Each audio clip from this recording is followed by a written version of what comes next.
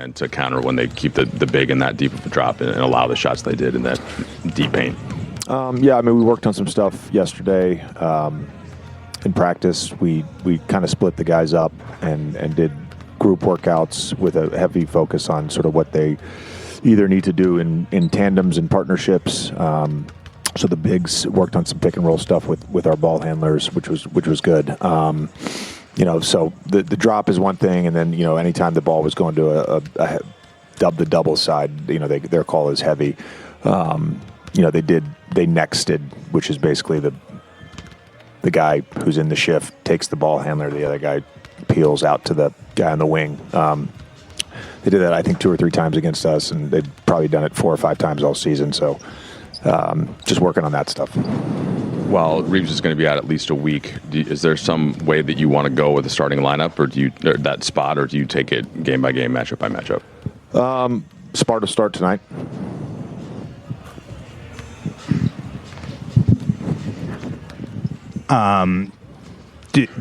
Do you view your team's defensive issues to be more technique or attitude? And if that makes sense. Mm-hmm.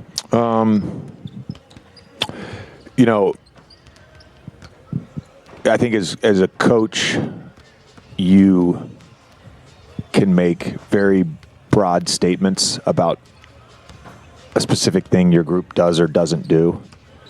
In reality, they probably do it half the time. So an example of that would be like, we want our bigs up to touch in pick and roll. And I'll say in a coach's meeting, our bigs are never up to touch, but they're up to touch half the time. What we're trying to be is a great basketball team. We need them to be up to touch all the time. And I don't think it's a technique thing. I don't think it's a mentality thing. I think it's consistency and urgency to do it over and over and over again. And so that to me is like this game, this next 4 games, 5 games, whatever it is, like we're looking for growth. We're challenging our guys for growth and trying to be more consistent with our defensive mentality and our coverages. Trying to win on the margins better because we have just gotten our butts kicked there, particularly over the last 10. And we got to eliminate the compounding mistakes, and we need growth in those areas.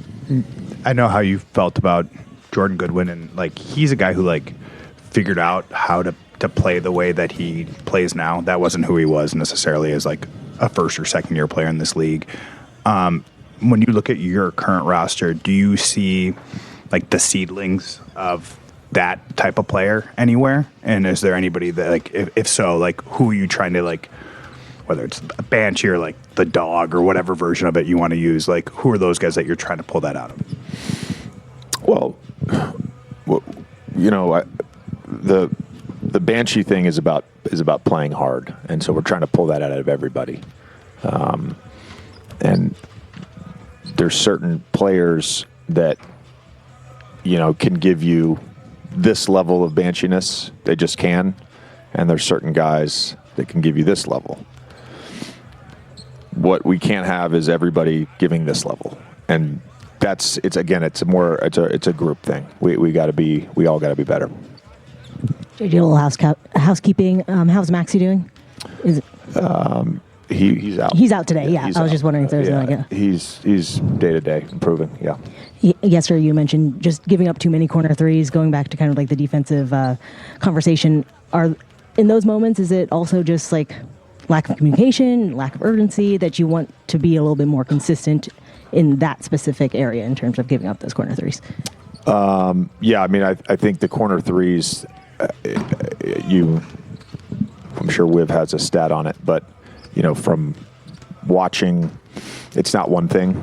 So, yeah, there could be a communication issue. There could be a lack of on-ball containment. There could be improper pick and roll coverage. There could be not sprinting back. We're trying to tackle a bunch of issues at once.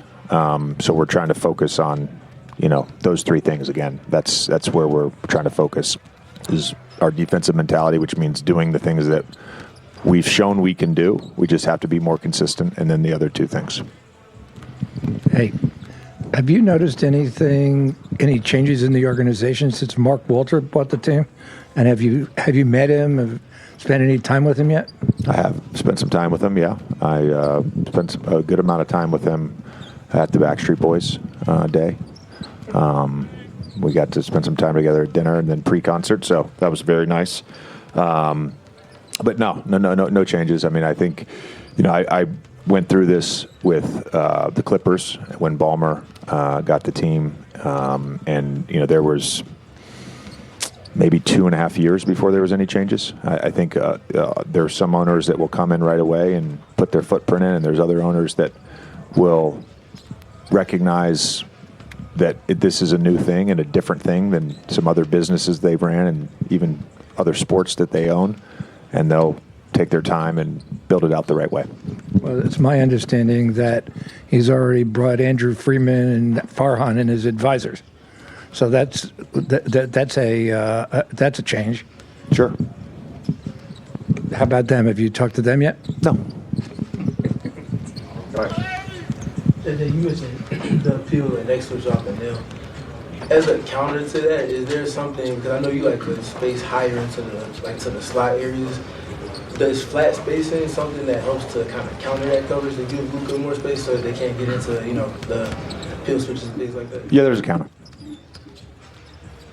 And then my last one, obviously you had Jordan Goodwin last season, and you saw a lot of the things that he brought is similar to what Marcus Smart is bringing to your roster. Now, when you look at Goodwin in a new situation here in Phoenix, how are you seeing his kind of blue-collar qualities add to the team and what they're working towards now? Yeah, I think he's a winning basketball player that understands who he is. And by that, I mean he embraces doing all the stuff that maybe a star player doesn't want to do. And because of that, star players generally fall in love with playing with him. And on top of that, we unfortunately saw it in preseason, but I've seen it throughout this season. He's just playing with a level of confidence and freedom. And I think, when you have rosters that have 3 ball dominant guys, let's say, it can sort of force you into a box as a role player. This Phoenix team has a number of guys. You see what Dylan Brooks is doing this year, what he did against us. There's just more opportunities, and Goody's taking advantage of those, and he's playing really well. Hey, JJ, last time you guys met, I think Mark had a pretty solid game, probably his best game of his Phoenix tenure. Just how have you seen him kind of change the complexion of how they play and how he helps the guards with the screening? Yeah.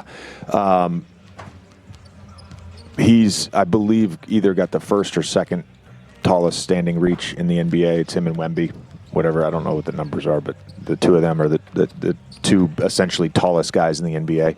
And I think when you have physical guards that can, in some ways, obviously there's a coverage call, a weak or a ice or a dry, whatever the down, whatever the Phoenix's terms are. When you have guards that can self-navigate and sort of push things into him, and because of his length, he can alter passes. We begged our guys to stop throwing lobs when we played them the first time. He can alter shots, all that stuff. It certainly changes the complexion of attacking a team. JJ, with Austin out, I was curious. You guys haven't had many games yet with one of Luka or Austin out and LeBron in. How do you expect his work rate, number of possessions, usage, whatever the term is, to change in these sequences? Because like the player that he is now at his age now, like he'd be back to his old self, of course, but I wonder if there's like restrictions there that you have in mind that you wouldn't have considered previously. No restrictions on any of that stuff. It just will change the rotations a little bit in the lineups, and we typically run Austin and LeBron to start second and fourth quarters. Luka typically plays the entire first, entire third. So it'll just be a little bit different with what we're trying to do and how we're trying to use LeBron, since Austin won't be in the lineup to start those quarters. How have you seen him continue to threaten defenses in the way that he always does, but in like a newer form of his game, whatever you want to describe it as? Yeah, I mean, I think the Philly game is a great example. Just as a screener and getting roller behind and creating red confusion. We've seen him do it when we have been able to practice in practice. When we've gone live.